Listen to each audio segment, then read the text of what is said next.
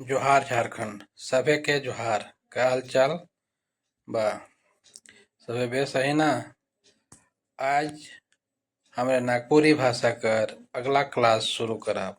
आज कर क्लास में नागपुरी वर्ण मानक उच्चारण के बारे में जानब। चलो आज का पढ़ाई शुरू करल जाए। सभे वगैरह ध्यान देवा। ठीक, आई आज के क्लास में देखल जाए तो नागपुरी वर्ण मानक उच्चारण में यानी कि स्वर और व्यंजन के इसमें उच्चारण के बारे में कह रहा है। स्वर में कैसा उच्चारण होता है ना, व्यंजन में कैसा उच्चारण होता है। तो पहले हम देखेंगे स्वर का उच्चारण।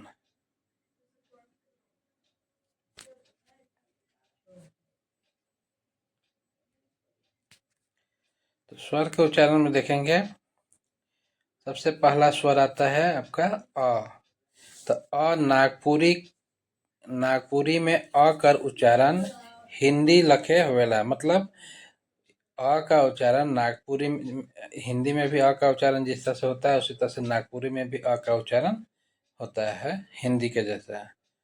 तो ई सब व्यंजन मन में मिल रहा है, यानी कि अ जो है जितना भी व्यंजन है अगर हम उच्चारण करते हैं उनका तो सभी व्यंजन में अ शब्द मिला हुआ रहता है। जैसे क क बोले व्यंजन तो अ उसमें आ रहा है। ख बोले तो उसमें भी अ आ रहा है, यानी कि सभी व्यंजन में मिला रहता है।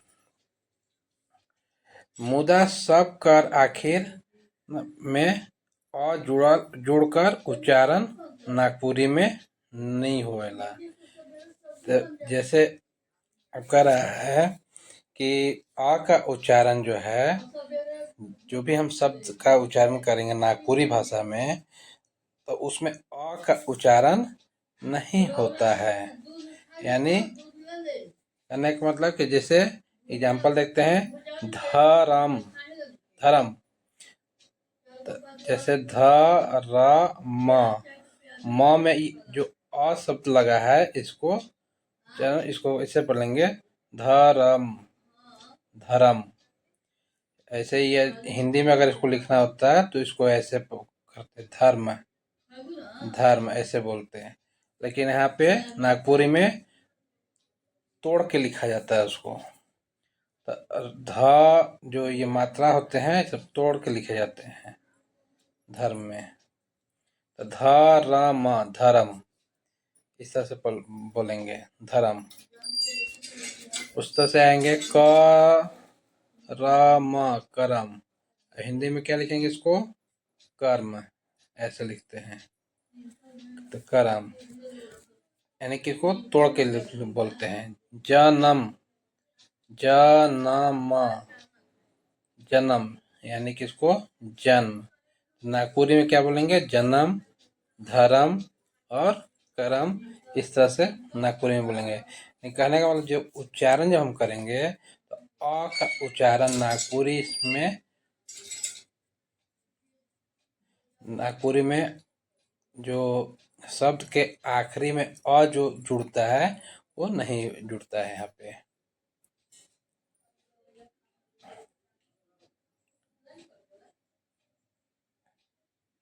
अब आते हैं कि यदि 3 अक्षर का शब्द है, अगर 3 अक्षर के शब्द है, शब्द के आखिर में अगर स्वर है ना, आखिरी में अगर स्वर है तो फिर बीच कर व्यंजन में अ जुड़कर उच्चारण पूरा नहीं होवेला। ये सब ध्यान देंगे कि अ का उच्चारण जो है बीच वाले शब्द में नहीं होता है। बिच्चा कर व्यंजन, बिच्चा मतलब बीच वाला, बीच वाले व्यंजन में अ का उच्चारण नहीं होता है। जैसे ल ब लब्रा ऐसे है लबरा। लब्रा में जो बीच में है ये बीच वाला जो है इसमें अ का उच्चारण नहीं होता है, यानी कि ल ब रल करेंगे। अ इसमें अ का उच्चारण नहीं होगा, लबरा इसे बोलेंगे। अब आते हैं धर्मा। तो इस र में जो है बीच वाला स्वर ये है र, तो इसमें अ नहीं आएगा, धर्मा बोलेंगे। उसी तरह से अगर 4 अक्षर का शब्द है तो दूसर अक्षर में जोड़कर अ कर उच्चारण नहीं होता है। अगर 4 अक्षर के शब्द है तो दूसरा वाला अक्षर जो है उसमें अ शब्द का उच्चारण नहीं होता है। जैसे जमघट, तो जमघट है ना, तो जम जम अ शब्द नहीं आना, उच्चारण में अ नहीं आना चाहिए, जमघट ऐसे दूसरा शब्द नहीं आता है। सरपट, सपट इसको पढ़ेंगे, सरपट। गर्दन, अपटन। अ शब्द ब में ये जो दूसरा शब्द है इसमें आधा अ हट गया है। इसमें बीच वाले शब्द में अ शब्द का उच्चारण नहीं आएगा नागपुरी में। अब आते हैं आकर उच्चारण में। पहले एक बार इसमें जान लें कि अगर जान लेते हैं कि अगर नागपुरी में अ का उच्चारण नहीं होता है, अ शब्द का उच्चारण नहीं होता है, और कहा होता है जब 3 शब्द वाले हों, 3 शब्द का हो, 3 शब्द का हो तो शब्द के आखिर में स्वर लगा है ना, जैसे शब्द के आखिर में स्वर है तो वहाँ पे दूसरा जो है बीच का जो शब्द है उसमें उच्चारण नहीं होगा। और क्या स्वर है तो स्वर कौन कौन है ना, अ आ ई ये सब है, तो स्वर है तो वहाँ पे अ का उच्चारण नहीं होगा। कहाँ नहीं होगा, बीच में, बीच में। ठीक, अगर 4 शब्द का है तो उसमें दूसरे शब्द में नहीं होगा, दूसरे शब्द में नहीं होगा अ का उच्चारण। ये सब याद रखना है। अब आते हैं आ का उच्चारण। इकरा उच्चारण कंठ से होता है। आ जब भी हम बोलते हैं तो कंठ से होता है इसका उच्चारण। इकरा उच्चारण कंठ से होवेला और हिंदी लखे ही होवेला, मतलब हिंदी में जैसे होता है वैसे ही यहाँ भी आ का उच्चारण होता है। जैसे आगा, जैसे आगा, ये आगा, साल ना, बाल, तो यहाँ पे आ का उच्चारण होता है। गालमन, तो मतलब करने का मतलब कि आगा, साल और गाल ये सब में आ शब्द का उच्चारण होता है। तरह के यदि यदि न और म ह्रस्व रूप में हुए, अगर ह्रस्व रूप में है न और म, ह्रस्व मतलब आधा का आधा, इस तरह से म या न आधा है, तो ह्रस्व रूप में अगर है तो उमन कर आखिरी रूप दीर्घ उच्चारण होता है, यानी कि बड़ा उच्चारण होता है। जैसे आंबा, तो यह है आ म बा, ऐसे है लिखा आंबा। इसमें जब भी हम उच्चारण करेंगे तो बीच में क्या है, ह्रस्व रूप है। ये म का जो है ह्रस्व रूप है, ह्रस्व रूप है तो म का। तो जब भी हम इसका अंतिम वाले का उच्चारण जब करेंगे ब का, तो हम थोड़ा खींच के करेंगे उसको, यानी बड़ा उच्चारण करेंगे। जैसे आम्बा ऐसे बोलेंगे, आम्बा। उसी तरह से लांबा, आंधा ऐसे उच्चारण करते हैं, मतलब पूरा उसको दबाव दे करके करते हैं, बड़ा बनाते हैं, दीर्घ उच्चारण करते हैं। अब आते हैं ह्रस्व ई का उच्चारण, ह्रस्व ई का। यानी कि छोटी ई। तो ई का उच्चारण तालु से होता है। जब भी हम ई का उच्चारण करते हैं, जैसे ई बोले तो ई हमारा जीभ जो है कहाँ से होता है, पहले तालु में। तो तालु से इसलिए उसको बोला जाता है कि तालु से उच्चारण होता है। तो ई का उच्चारण अलगठे यानी हल्का करल जाला। जब भी हम ई का उच्चारण करेंगे तो हल्का करेंगे। जैसे ईमन, ईमन जब भी हम ईमन बोलेंगे तो ई का जो उच्चारण होगा वो हल्का होगा नागपुरी में। सोहराई ना, दाइल, दाइल ई जो है उच्चारण छोटा हो जाता है यहाँ पे, मतलब हल्का करते हैं उच्चारण ई का। दाइल ऐसे करेंगे। ईसन मन, ईसन मन, ई जो है हल्का होगा। अब आते हैं दीर्घ ई के बारे में।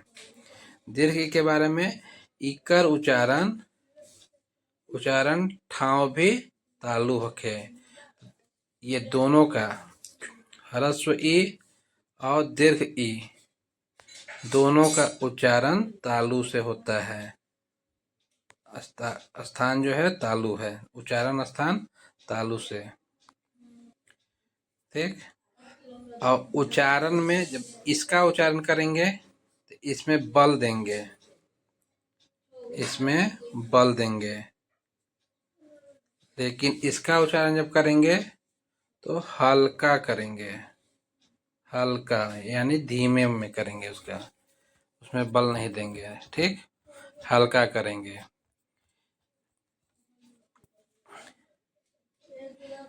कह रहा है कि यदि शब्द कर पहले इया ना, यदि शब्द कर पहले इया आखिर अक्षर में दीर्घ ई आवे तो ई अपने आप ह्रस्व उच्चारण हो जाला। मतलब इसका जो है उच्चारण दीर्घ में अगर आता है, अगर पहले आता है दीर्घ में, शब्द के पहले, अगर शब्द के पहले आ रहा है, शब्द के पहले अगर आ रहा है शब्द के पहले, तो इसका उच्चारण जो होता है ह्रस्व ई के जैसा हो जाता है, मतलब हल्का हो जाता है। जैसे शब्द के पहले अगर आएगा, जैसे यहाँ आता है सोहराई, जैसे आखिरी अक्षर में कहने का मतलब है कि आखिरी अक्षर में कोई भी शब्द है, उसका अगर आखिरी अक्षर में आता है, एक मिनट, शब्द के पहले नहीं, कहने का मतलब है कि यदि शब्द कर पहले इया ना, जैसे ई आ आए, आ शब्द आए ना, यहाँ आखिर अक्षर में ई आवे ना, बड़ी ई आवे, तो इसका जो है उच्चारण जो है छोटी ई के जैसा होता है। जैसे सोहराई लिखेंगे तो इस तरह से, लेकिन जब बोलेंगे तो ये हो जाएगा सोहराई।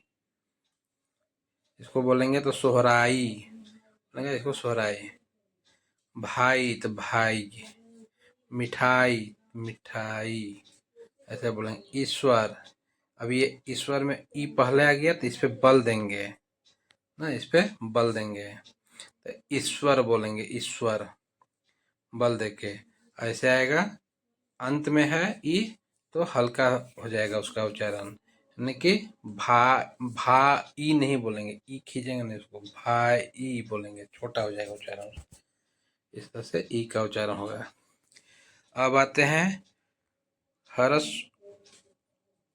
ह्रस्व ऊ का उच्चारण, यानी छोटा ऊ का। इकर उच्चारण जब ऊ कहाँ से होता है, ओठ से। तो उच्चारण का स्थान कहाँ है ऊ का, ओठ या ओठ है। नागपुरी में ओठ या हिंदी में होठ बोलते हैं, होठ ना। और इसका जो उच्चारण जो होता है आराम से होता है। जब भी जहाँ भी छोटा वाला आएगा, ह्रस्व आएगा, वहाँ पे उच्चारण जो है आराम से होगा, और जब बड़ा आएगा तो वहाँ पे बल दिया जाएगा। जैसे इसका उच्चारण भी होठ ही है, होठ है। और इसका भी उच्चारण जब हम करेंगे ना, तो इसका उच्चारण ई के जैसा ही होता है उच्चारण। यानी कि अगर शब्द के आखिरी में है तो ह्रस्व यानी छोटा, कम बल देंगे।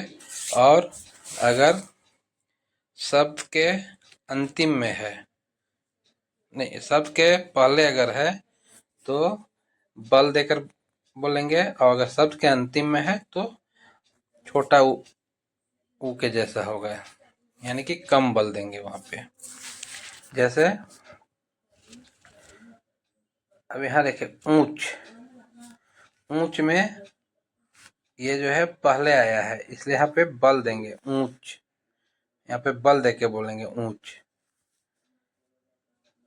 लेकिन ऊ छोड़ा, ऊ छोड़ा ना, ऊ छोड़ा में ऊ जो है पहले आया है तो यहाँ पे बल देंगे, लेकिन उच्चारण जो होगा वो यहाँ पे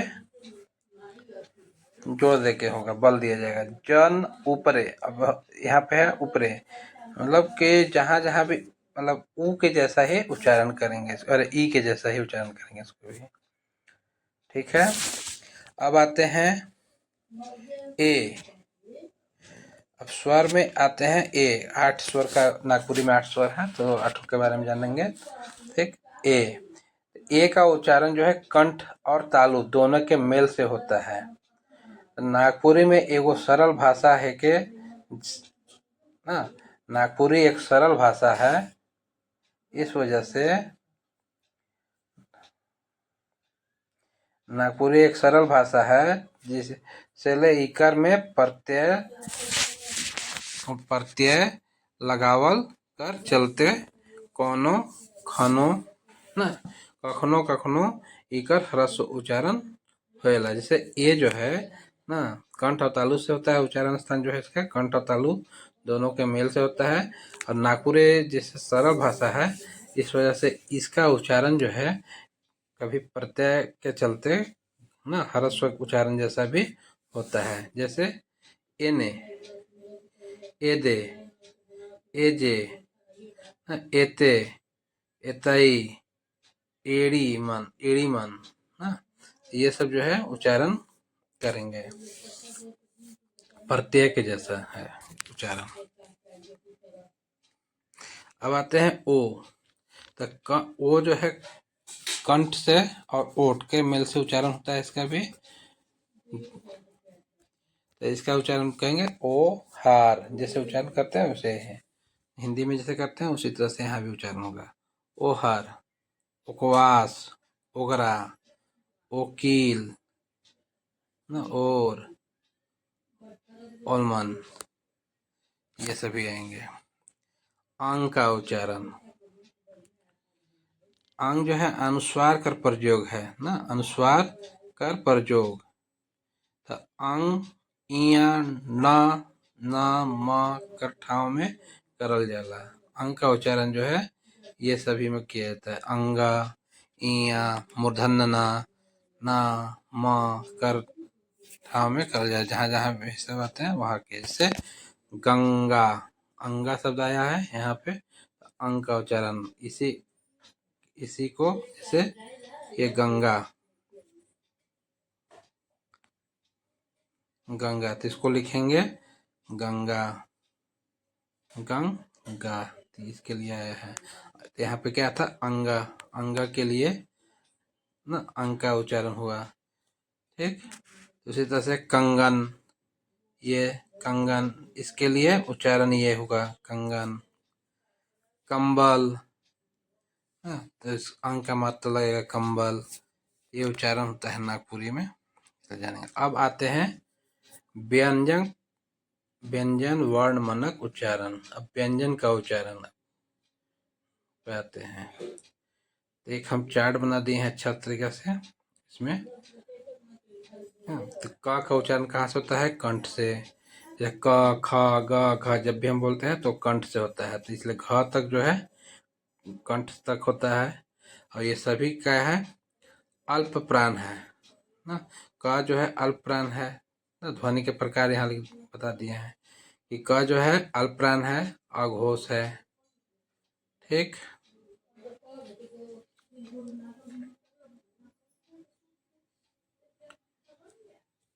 ठीक, फिर अब जैसे क का उच्चारण नागपुरी में करेंगे कलम, कसम, कटहर, कमल, कर्जा, करछुल, ना ये होगा उच्चारण ऐसे।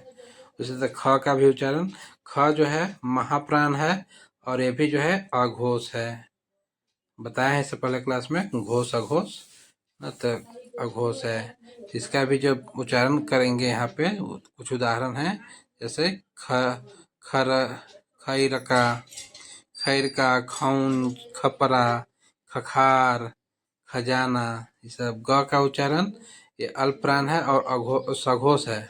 ग जो है सघोष है ना, तो इसका जो है उदाहरण जो है गछेक, गठर, गदा और गर्दन। इसी तरह से आते हैं घ का उच्चारण जो है, घ जो है महाप्राण है और सघोष है। इसका जब भी उच्चारण करेंगे उदाहरण देखते हैं, घाई, घर, घाना, घरैया, घमंड। तो यहाँ पे ज़्यादातर पूछा जाएगा कि कौन जो है घोष है कौन अघोष है। जैसे यहाँ पे अक्षर दे देगा ना, ये शब्द दे देंगे और पूछेगा इनमें से कौन सा घोष अघोष है, या कौन सा अल्प, किसमें अल्प प्राण है कौन महाप्राण है। तो हम इस उदाहरण के से जानेंगे। तो हम कैसे जानेंगे, जैसे अब ग है, ग से कोई अगर शब्द बना है तो क्या है अल्प प्राण है और सघोष है। घ से बना है कोई शब्द तो महाप्राण है और सघोष है। इस तरह से हम पहचानेंगे।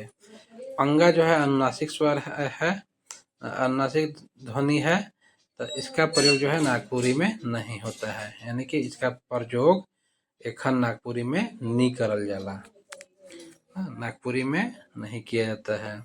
अब आते हैं च, च, छ, ज, झ, ये सभी जो है तालु से है, तो इनका होता है स्थान जो है तालु है। और इसमें भी च जो है, अब कहने का मतलब वहाँ बताया गया है कि कौन जो है पहला और तीसरा बताया गया है ना, कि पहला और तीसरा क्या है अल्प प्राण है, अल्प प्राण। और दूसरा और चौथा जो है महाप्राण है, महाप्राण।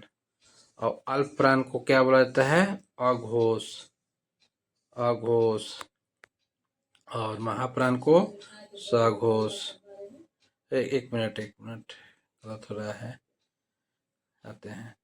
अल्प प्राण को बोला जाता है अघोष, अघोष। और सघोष जो होता है महाप्राण होता है, जहाँ पे बल दिया जाता है ना उसको सघोष बोलते हैं, सघोष। ठीक, इस तरह से। अब इनका उदाहरण देखते हैं। तो च से चैत, चटाइन, चम्मच, चकैट, चखना। छ से देखते हैं तो छप्पर, छटकना, छल, छुआ। ये पहचानने का है कौन सा है, जो है उदाहरण दे देगा और बोलेगा कौन सा इसमें अल्प प्राण है और कौन जो है महाप्राण है, या कौन सा जो है घोष है और कौन अघोष है। इसका हम ऑब्जेक्टिव भी कराएंगे तो वहाँ पे पता चल जाएगा कैसे क्वेश्चन लेंगे। अब आते हैं इया जो है ना, इकर प्रयोग नागपुरी में एखन नहीं होवेला ना, यानी इया शब्द का प्रयोग जो है नागपुरी में नहीं होता है। ये जैसे अंगा, इया, मूर्धन्य, ये सब का प्रयोग नहीं होता है। तो अब आते हैं ट, ठ, ड, यानी ये क्या है कौन सा है ट वर्ग है। और ट वर्ग को किससे बोलते हैं ना, मूर्धन, मूर्धा होता है उसका स्थान ना, इसलिए इसको मूर्धा वर्ग भी बोला जाता है। ट, ट कहाँ से बोलते हैं ट, मुंह से ध्वनि आती है, यानी ऊपर की तालु से और नीचे का से होठ से, इसलिए ट मूर्धा है। तो यहाँ पर भी वही है बात कि पहला और तीसरा, पहला और तीसरा, ट और ड क्या है फर्स्ट है, और जिसे अपने वर्ग में वो क्या है पहला और तीसरा है। तो ये पहला और तीसरा क्या होगा, अल्प प्राण, ठीक। और क्या होगा, अघोष, अघोष। और दूसरा और चौथा जो है महाप्राण है, महाप्राण, इसको बोलेंगे सघोष, सघोष। इस तरह से जानेंगे।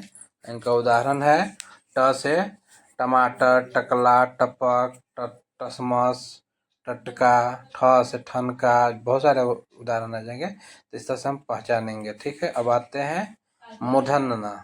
तो मूर्धन्य का जो है नागपुरी में नी प्रयोग होखेला, प्रयोग नहीं करल जाला, एकर ठाव में न होवेला। जहाँ मूर्धन्य है वहाँ पे ना न का यूज होता है, नहीं प्रयोग होता है। अब आते हैं त वर्ग। त वर्ग को दंत वर्ग भी बोलते हैं ना। तो दंत वर्ग में त, थ, द, ध और न जो है नासिक है, नाक से बोला जाता है न। और इसका जो है बाकी जो है दंत से, दांत से बोला जाता है। तो जो इसमें पहला होता है और तीसरा, पहला और तीसरा जो है अल्पप्राण और अघोष का होता है, और दूसरा और चौथा महाप्राण होता है। और न जो है नासिक है, तो इसलिए जो है न महाप्राण है न अल्पप्राण है। इसलिए और उदाहरण देख लेंगे। दंग, दतून, द से देखेंगे तो दंग, दतून, दैया, दबरेक, दमाद, दरद, इस तरह से पढ़ेंगे। ध से धमक, धधाल, धन, धका, धमकी, धरना। न क्या देखते हैं, नरम, न्योता, निडर, नीच, नारेक। अब आते हैं प वर्ग या ओठ वर्ग या ओष्ठ वर्ग बोलते हैं।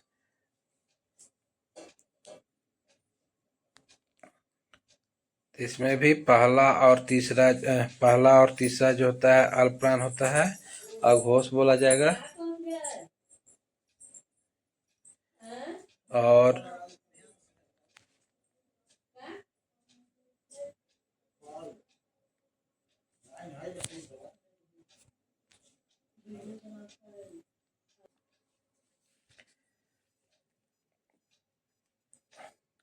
उसी तरह से आते हैं तालु वर्ग।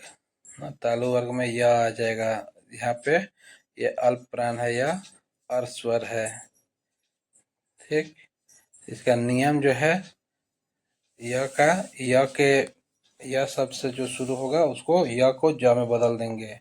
जैसे यमराज, यमराज है, यमराज। तो यमराज हिंदी में होगा, लेकिन नागपुरी में जब लिखेंगे तो य को ज में बदल देंगे तो जमराज हो जाएगा, जमराज। उसी तरह से युग, हिंदी में युग होगा, नागपुरी में जुग, जुग। इस तरह से देखेंगे। अब आते हैं र वर्ग या मूर्धा वर्ग भी बोलते हैं, या दंत वर्ग ना। र जो है मूर्धा है, वर्ग है, और ये अल्प प्राण है। तो र का रौर, रौर, रंज, रुगड़ा, राइज, रकबा, राकस आएगा, बोलेंगे। और ल जो है दंत वर्ग है, अल्प प्राण भी है, सघोष है। ये लखन, ललन, लाठा, ये उदाहरण आएंगे इसके। अब आते हैं व शब्द के। तो हिंदी में व का नागपुरी में उच्चारण जब करेंगे तो व जो है ब में बदल जाएगा।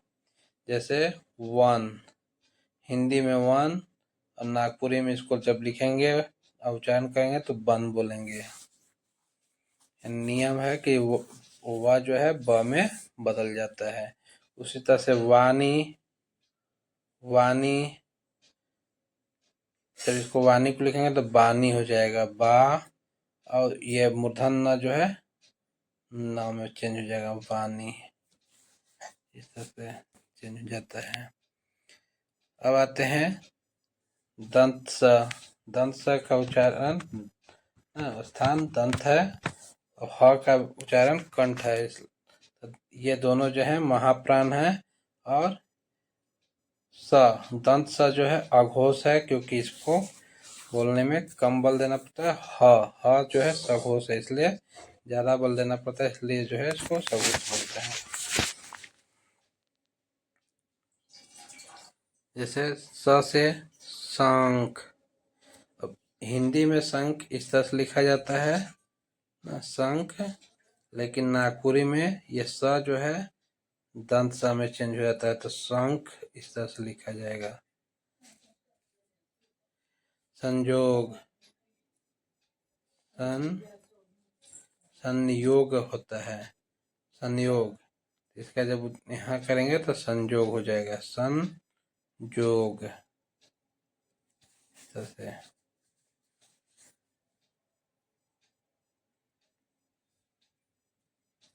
संत, संत का संत, इस तरह से लिखेंगे। अब आते हैं ह शब्द से हरवार, हरवाही, हेठे, हर, हिचके, हिचकेक, हरियर, हलाइत, ये सब जो है एग्जाम्पल हैं। अब आते हैं तीसरा विशेष। नोट में जैसे विशेष नोट में है संयुक्ताक्षर शब्द को देखते हैं, तो कह रहा है कि नागपुरी में साधारण रूप से संयुक्ताक्षर शब्द का प्रयोग नहीं करल जाला, यानी कि नहीं किया जाता है। संयुक्ताक्षर शब्द का पहले बताया गया है कि संयुक्ताक्षर शब्द का प्रयोग नहीं किया जाता है। जैसे मुदा जहां तहां संयुक्ताक्षर लखे लिखल जा रहेला, लेकिन जो कहीं कहीं जो है संयुक्ताक्षर जैसा लिखा रहता है। जैसे कृपा, कृपा को जब लिखेंगे ना, हिंदी में होता है कृपा, ये संयुक्ताक्षर शब्द है। इसको जब लिखेंगे तो इस तरह से लिखेंगे, तोड़ के लिखेंगे की र पा।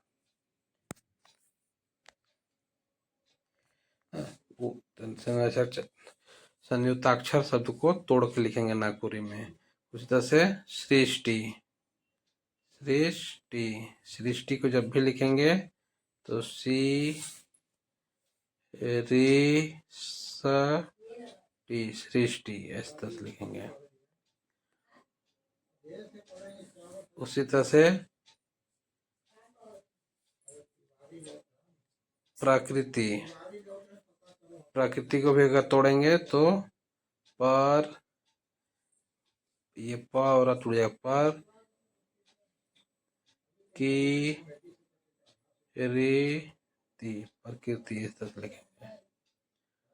Thank you. अगर पसंद आया हो तो लाइक करें, सब्सक्राइब करें और चैनल को सपोर्ट करें, जिससे हमें मोटिवेशन मिलेगा और हम नए नए वीडियो बनाते रहेंगे, आप लोग को एग्जाम बेसिस पे मिलता रहेगा। Thank you.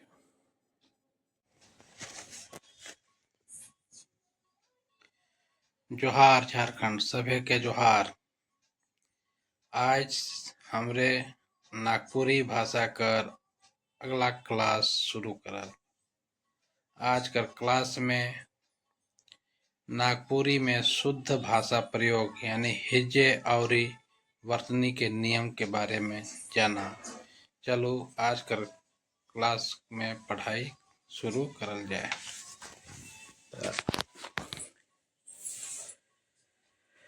नागपुरी भाषा को शुद्ध रूप से लिखने और बोलने के लिए इसके अपने कुछ विशिष्ट नियम यानी कुछ हिज्जे है, प्रोनाउंसिएशन है।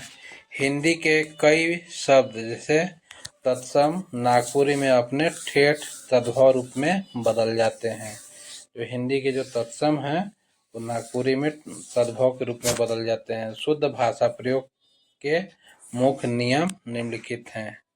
जैसे स्वरों का अगर शुद्ध भाषा प्रयोग करें, जैसे री का प्रयोग, ऋषि का री, री का प्रयोग जब करते हैं तो इस री ऋषि का प्रयोग जो है, इस री का प्रयोग जब करते हैं तो इस तरह से हो जाता है, री में हो जाता है। जैसे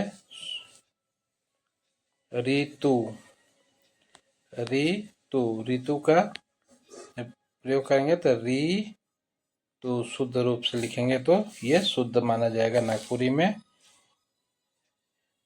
में ये जो है शुद्ध माना जाएगा, और ये जो है अशुद्ध है। उसी तरह से अगला आते हैं ए का प्रयोग। ए का जब भी प्रयोग हम करेंगे तो नागपुरी में ए का सीधे प्रयोग अशुद्ध माना जाता है। तो ए जो है आई में चेंज हो जाता है। ए जो है आई या ओ, नहीं, आई में चेंज हो जाता है। ए जो है आई में चेंज हो जाता है, यानी कि पैसा, पैसा, पैसा में एक शब्द आया है तो इसको जब लिखेंगे तो प, अब एक है तो ए का आई में चेंज होता है, तो प में आई जुड़ गया तो प आई और सा, तो इसको जब लिखेंगे तो हो जाएगा पैसा, पैसा। तो ये जो है शुद्ध रूप से हो गया पैसा नागपुरी में। औ भाषा का प्रयोग, औ चेंज हो जाता है औ, औ और औ में। जैसे औरत, औरत, औरत का नागपुरी में जब बोलेंगे या उच्चारण करेंगे तो औ, औरत ऐसे से करेंगे, या औरत ऐसे उच्चारण करते हैं, शुद्ध माना जाता है। अब आते हैं व्यंजन का प्रयोग। व्यंजन का शुद्ध प्रयोग, तो व्यंजन में अगर देखते हैं कि ये जो मूर्धन्य है ना, मूर्धन्य, मूर्धन्य चेंज हो जाता है दंतना में। जैसे गुण, गुण जो है शुद्ध जो होगा गुण हो जाएगा। प्राण, प्राण को शुद्ध लिखेंगे तो प्राण हो जाएगा। उसी तरह से आते हैं तालव्य स और मूर्धन्य स। तालव्य स और मूर्धन्य स जो है दंत स में चेंज हो जाता है, और दंत स को नागपुरी में मतलब इनका जो चेंजिंग जो होता है दंत स या ख में हो जाता है ना। तालव्य स और मूर्धन्य स नागपुरी में जब चेंज होगा तो या तो दंत स या ख में हो जाएगा। जैसे दोष, दोष, दोष का जब लिखेंगे तो दोख होगा, दोख या दोष, दोनों शुद्ध है। उसी तरह से क्षत्रिय, छ ना, छ को छ और ख में बदलते हैं। जैसे क्षमा, क्षमा को क्षमा भी लिख सकते हैं, क्षमा या क्षमा, शुद्ध हो जाएगा। उसी तरह से पक्षी, पक्षी, पक्षी को, ये पक्षी को लिखेंगे तो पक्षी या पैछी, पैछी ऐसे। त्र, त्र जो है चेंज हो जाएगा त और र में, यानी कि पुत्र, पुत्र को जब लिखेंगे तब पु, पुत्र को पुतर, पुतर ऐसे लिखेंगे, पढ़ेंगे पुतर। पत्र को, पत्र को पतर, पतर नागपुरी में पतर बोला जाएगा। अब आते हैं ज्ञानी का ज्ञ है, ज्ञ को चेंज हो जाता है, ज्ञ जो है चेंज हो जाता है ज्ञ या ज्ञान में चेंज होता है, ज्ञान। जो भी ज्ञ से शब्द बनेगा वो ज्ञान हो जाएगा। जैसे ज्ञानी, ज्ञानी को अगर चेंज करेंगे तो ग या नी, इस तरह से ज्ञानी। या ऐसे पढ़ेंगे गे या नी, ज्ञानी, दोनों शुद्ध है। अब यह व्यंजन का प्रयोग, यह जो है चेंज हो जाता है ज में, या और ज में चेंज होता है, जैसे योग, योग योग जो चेंज हो जाएगा तो युग हो जाएगा। उसी तरह से व का चेंजिंग हो जाता है ब में, जैसे वन, वन है तो वन हो जाएगा। ये सब है। अब आते हैं संयुक्ताक्षर का अभाव। नागपुरी में आधे अक्षर का नियम, जैसे संयुक्ताक्षर शब्द जो आधा शब्द लिखे जाते हैं। नागपुरी भाषा अपनी सरलता के लिए जानी जाती है, इसलिए इसमें संयुक्ताक्षर शब्द का प्रयोग अशुद्ध माना जाता है। यानी संयुक्ताक्षर शब्द का प्रयोग हुआ है तो अशुद्ध है। तो आधे अक्षरों को तोड़कर पूरा लिखा जाता है। उनके आगे अ या ई लगाकर उच्चारण आसान कर दिया जाता है। तो अ या ई लगा दिया जाता है। जैसे स्कूल, स्कूल, तो ये आधा है तो इसको हटा देंगे और इसको जब भी हम उच्चारण करेंगे तो स्कूल, स्कूल जोड़ दिया जाता है। इसी तरह से स्नान, स्नान ना, इसको नागपुरी में अ शब्द जोड़ देंगे, स्नान पढ़ेंगे। जैसे हिंदी में होगा स्कूल, स्नान ना, तो इसको स्नान पढ़ेंगे नागपुरी में। नागपुरी में स्कूल, स्नान पढ़ेंगे। उस तरह से प्रकृति, इसको प र की रति, इस तरह से प्रकृति पढ़ेंगे। अब आते हैं विसर्ग और अनुस्वार का प्रयोग।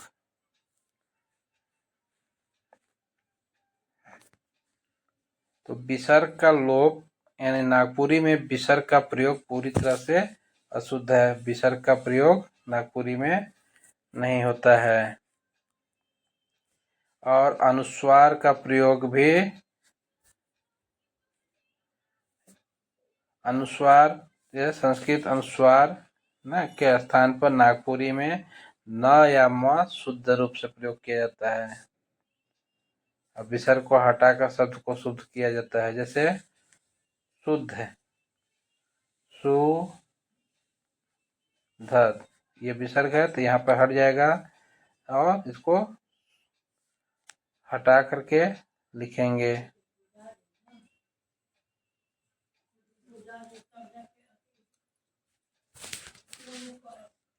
शुद्ध,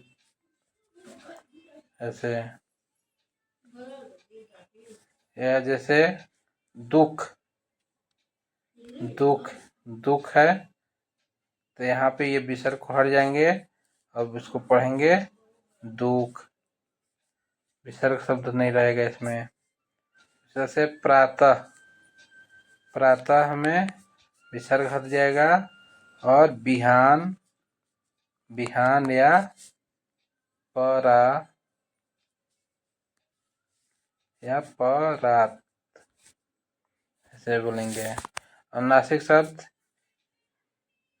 में अनुनासिक को हटा करके और उसको शुद्ध बनाया जाता है। जैसे चंपा, तो अंग की मात्रा लग जाएगा, न लग जाता है ऊपर, चंपा, चंपा। उससे से गंगा, गंगा को शुद्ध करने के लिए गंगा, न अंग में हो जाता है अनुनासिक में प्रयोग। भी और ही का शुद्ध प्रयोग देखते हैं। हिंदी के भी का प्रयोग नागपुरी में अशुद्ध होता है। हिंदी में जो भी का प्रयोग होता है नागपुरी में अशुद्ध होता है। तो यहाँ पर भी के जगह पर ना व ओ मो का प्रयोग शुद्ध होता है। जैसे हम भी, तो हम भी के जगह पर या तो होगा हमो, हम हूँ, हम हूँ ना, इससे होगा। मंगरा भी में भी हट जाएगा, मंगराव हो जाएगा, मंगराव। इस तरह से मंगराव शब्द का यूज हो जाएगा, यानी वह होगा, ओ होगा या मो का यूज किया जाएगा। अगर ही है तो ही को हटा करके नागपुरी में ही का भी प्रयोग नहीं होता है। अब भी और ही का प्रयोग नागपुरी में नहीं होता है ना। तो ही के जगह पर हो या हे, हो या हे इनका प्रयोग करेंगे। जैसे रांची में ही शब्द अशुद्ध है यहाँ पे नागपुरी में, तो इसको बोलेंगे रांची में हो या रांची में है, ऐसे बोलेंगे। रांची में हो या रांची में है शुद्ध है। अब आते हैं अपनिहिति का नियम, सबसे महत्वपूर्ण शुद्ध भाषा बनाने के लिए। जैसे अपनिहिति का प्रयोग में शुद्ध रूप से बोलने लिखने के लिए अपनिहिति का प्रयोग अनिवार्य है। शब्द के अंत में यदि कोई व्यंजन हो, जैसे दाल, दाल में ल क्या है, व्यंजन है, तो व्यंजन है तो उससे पहले ई लगा देंगे, दाइल हो जाएगा, शुद्ध रूप हो जाएगा दाइल। अगर व्यंजन है, शब्द के अंतिम में व्यंजन है तो ई शब्द लगा के अपनिहिति लगा करके और शुद्ध बनाएंगे। जैसे काल, तो इसको बोलेंगे काइल लगा देंगे। या कल तो काइल हो जाएगा। जात तो जाइत, जात को त जो है व्यंजन है, इससे पहले ई आ जाएगा, यानी कि जाइत। इस तरह से अपनिहिति का प्रयोग होता है। Thank you. अगर ये पसंद आया हो तो चैनल को लाइक करेंगे, सब्सक्राइब करें और बेल आइकन को दबाएं, जिससे हमारा नया वीडियो हम जब भी अपलोड करें आपके पास तुरंत नोटिफिकेशन चला जाए और आप देखें और अपने एग्जाम की तैयारी को मजबूत बनाएं।